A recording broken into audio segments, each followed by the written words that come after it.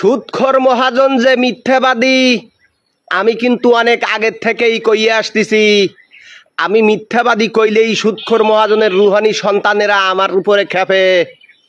আজকে আমি প্রমাণ সহ হাজির করতেছি। ভাই তারেক, তুই একটু কদেহি। 2 সপ্তাহ আগে নিউজ করিয়েছে যে মায়ানমার 1,80,000 রোহিঙ্গা এখান থেকে ফেরত নেবে। এই যে জনগণের সঙ্গে চালাকি, রাজনৈতিক দলগুলোর সঙ্গে চালাকি, এই চালাকিটা কেন করলেন আমরা জানতে চাই।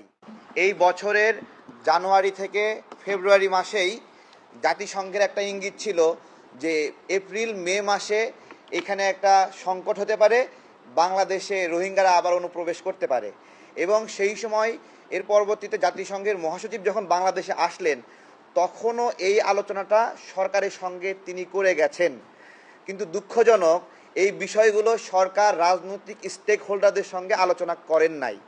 এটা জানুয়ারি এবং ফেব্রুয়ারির সময়ের ইঙ্গিত, এত আগে ইঙ্গিত পেয়েও তারা এটা আলোচনা করেন নাই। অর্থাৎ জনগণের সঙ্গে আলোচনা না করেই জাতিসংঘ মহাসচিবকে তারা কমিটমেন্ট করেছেন যে এই রোহিঙ্গাদেরকে অনুপ্রবেশ করতে দেবেন। একটা চাতুর্যপূর্ণ চালাকি মার্কা কাজ দেখেন।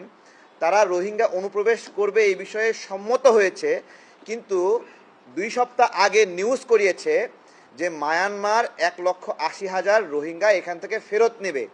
এই যে জনগণের সঙ্গে চালাকি, রাজনৈতিক দলগুলোর সঙ্গে চালাকি, এই চালাকিটা কেন করলেন আমরা জানতে চাই। পাশাপাশি এই ঘটনার দ্বারা প্রমাণিত হয়েছে বর্তমান সরকারের প্রতিনিধিরা বিদেশি শক্তির দ্বারা আদিষ্ট হয়ে, অনুপ্রাণিত হয়ে, তাদের দ্বারা প্রভাবিত হয়ে কাজ করছেন, যেটা আমাদের সার্বভৌমত্বের সংকট। আমরা চাই এদেশের সরকার চলবে এদেশের জনগণের মন এবং মতের সমন্বয় করে।